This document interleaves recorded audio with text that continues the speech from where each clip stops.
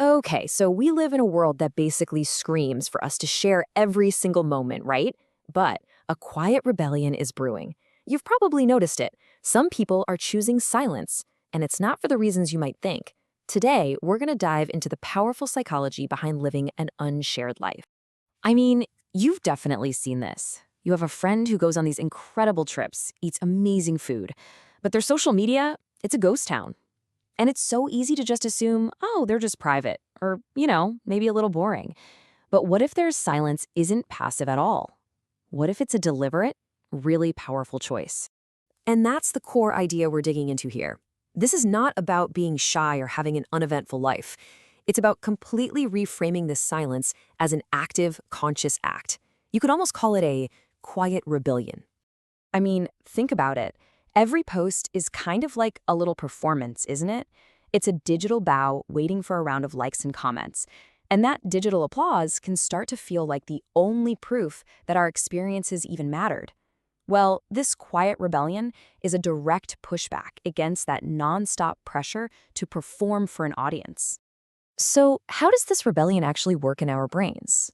Well, the first big piece of the puzzle is all about protecting your own experiences by treating your memories like a form of private property. The key concept here is something called psychological ownership. It's that deep gut feeling that a memory is yours and yours alone.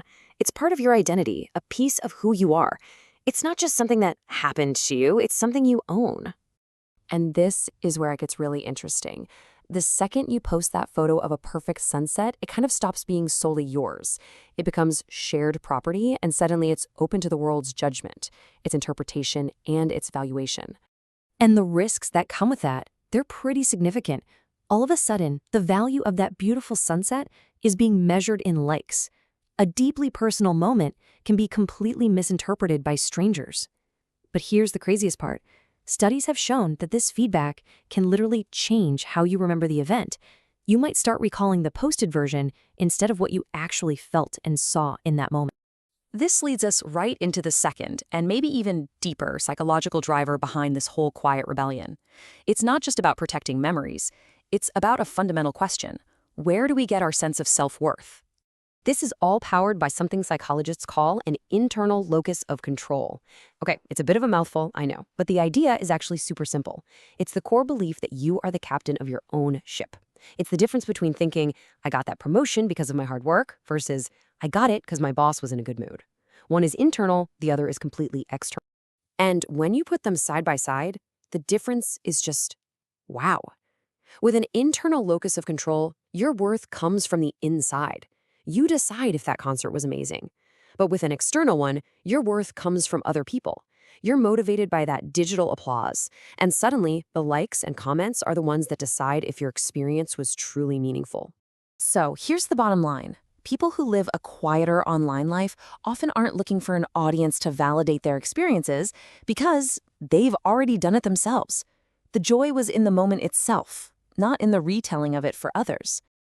Okay. So when we put these two big ideas together, protecting your experiences and finding your worth within, you start to see that this quiet life isn't passive at all.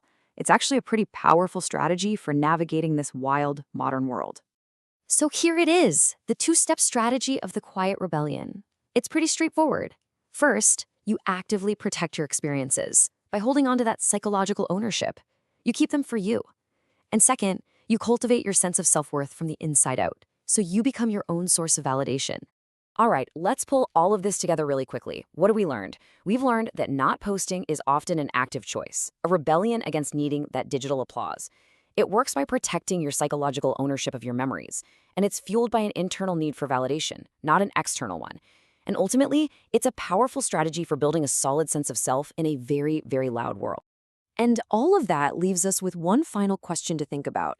In a world that seems to reward shouting from the rooftops, what happens when we choose to be quiet?